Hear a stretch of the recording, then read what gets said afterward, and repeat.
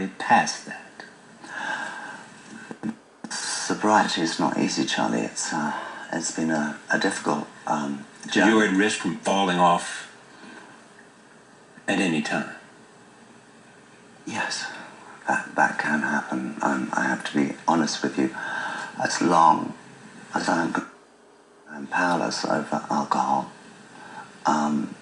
you know, and one drink for me would be not enough, and that one drink would be too much. You know, I mentioned earlier that incident is a daily reminder. But I don't want to go there.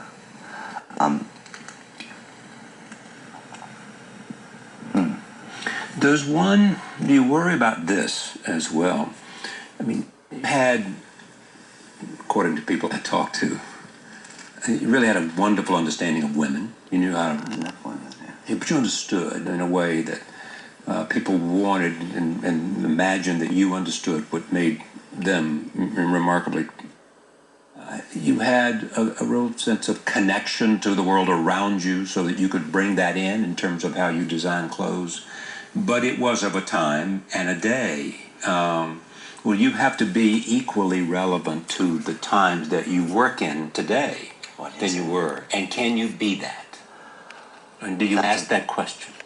Well, as a designer, that will be a reflection of society and what's going on in society today. I think the creative process, same for me, and I enjoy that, and it brings a richness to the collection, but of course the collections have to be relevant.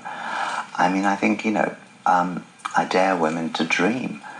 They will always want beautifully cut clothes, a beautifully cut jacket. There will always be that desire, that those clothes will always be relevant.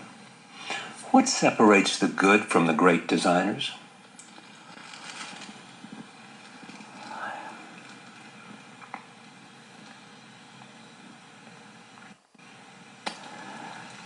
Well, I don't know how to answer that question, sorry.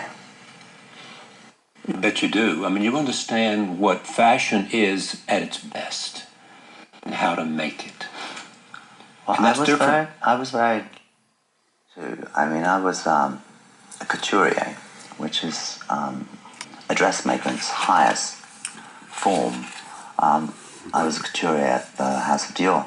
And there, to create clothes where you would spin the yarn, the cloth, artists would paint the fabric, the beading, the feather work, defining a line, volumes, lines. I mean, that was magical.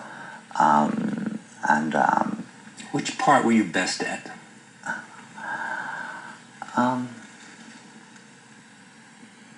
I love the whole creative process. And we were working with the girls and draping and creating volumes, shape. Especially in the haute couture world, where I would treat that almost like the parfum. It was where we had the time and resources to really explore a line. That in itself would inform the ready-to-wear collections, accessories, etc., etc. It was a wonderful way of working, As I said in introducing you, you were at the top of the game, and we have some video of what it was that put you there. Roll tape.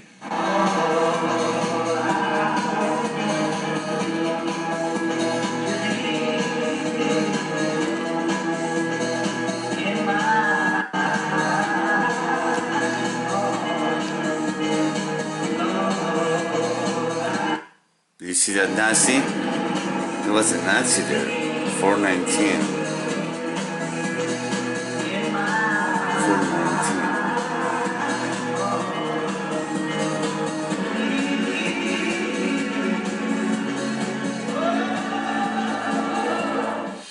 So, define your style. Define what I just saw. Because I'm going to show you another example of your style, too. Okay, well, I believe that was part of the collection Dior Haute Couture. So that was the highest form of dressmaking. I was also responsible for the ready-to-wear accessories, handbags, shoes, all the other affiliated products. Fragrances? Fragrances too, yes. And the image that went with them, and then the actresses that I felt who I did the creative process too, and I felt would work really well with the product and would be believable. And was it hard for you when Natalie Portman said what she said? She was right to say what she said. What it was. So you understood immediately that when she said, "I'm disassociating myself." Yes. Have you made amends to try to come back and to apologize and to reconnect? With Natalie, not yet, but I will be. Yes. Why? Roll tape again. This is again about you and what made you who you were. Here it is.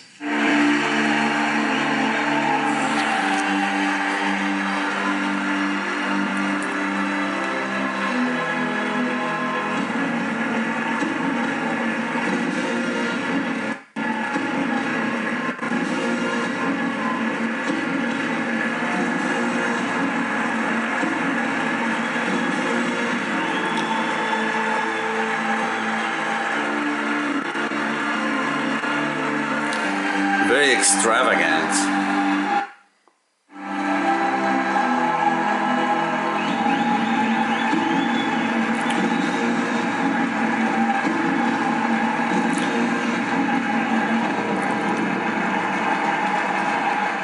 When you said, man, what do you think? I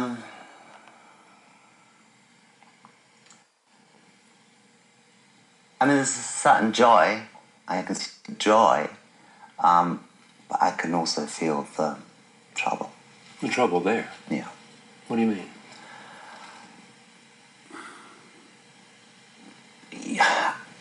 To produce collections like that, Charlie, it takes so much from you. And that's without the press that one has to do straight after a show like that. So maybe you've not slept for several nights, and there's quite a tradition.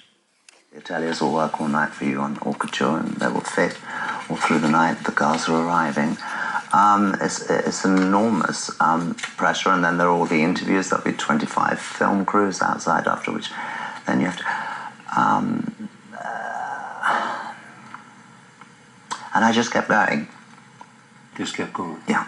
So in a sense, this is part of the story of what happened to John Galliano. Yes. What do you think you have to do now? What steps do you have to take? I'm concentrating on my recovery daily. It's 2.5 years. Yes. But that'll be a lifetime. A lifetime work. And I'm trying to make amends. I've upset many people. Even today I'm discovering just how many. Yeah. And what do you say to them? Same thing you say to me? I have reached out to them. Some have agreed to see me, and I explain what happened. They've been positive meetings. What about Sidney Toledano and Bernard Arnault? Actually, before I went to rehab, I did try to reach out to them, but my calls were not accepted. Quite recently, I tried to reach out as well, but the message I got was that perhaps it was too early. Too early. Mm-hmm. On the other hand, you've had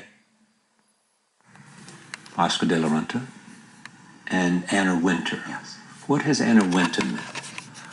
So much to me. I mean, just one lunch with Anna, I feel so inspired after the lunch. You know, I've been spending a lot of time in the country, in the mountains, and quite solitary on my own. And then she's an amazing lady, and she inspires me.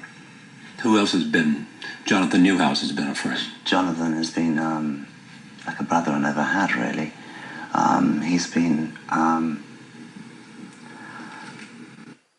helping me understand.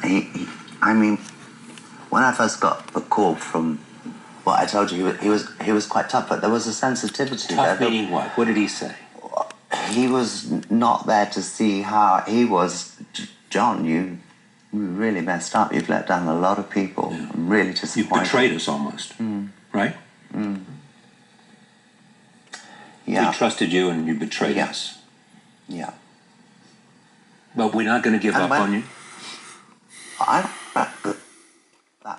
That initial conversation with Jonathan just stuck in my mind, and then the friendship developed more. It was, I mean, almost daily I would write emails to him if I would just let him know what my feelings were, and he's been guiding me.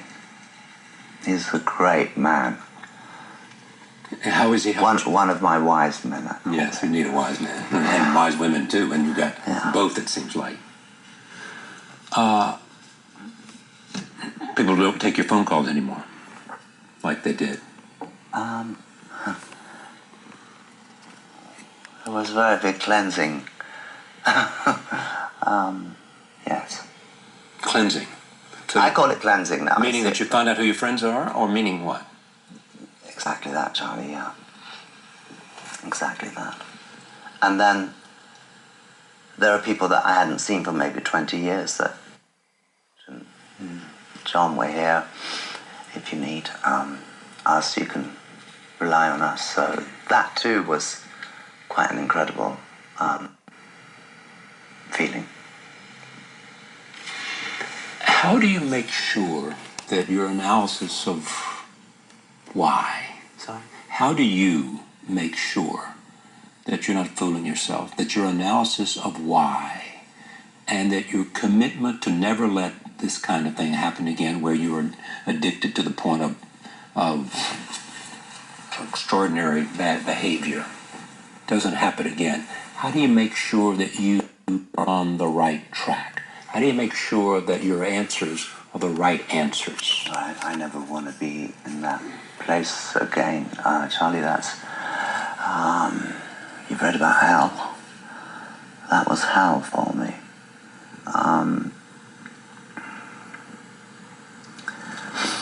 Learning all the things I've learned and the tools that I've been given, I try to use my daily life every day, and that's the way that I will be able to move forward. I believe. Your relationship survived? With Alexei? Yes. Yeah, that's we've been together for 14 years. What's the next 6 months? Just the next 6 months. You know, Charlie, I still. What do you think of it? Step by step, day by day, for me, I try not to. That was part of my problem before. That was so wild about what had happened yesterday, and my head was in 2018. And having done the work I've done, I discovered that wasn't living. That living was now, the present, being connected. So in 6 months' time, I mean, I don't have that answer. I don't know. Is it fair to you to say the following? Some people look at that period after what I suggested happened to you and the loss of some very close people, addiction, that the work had lost some of its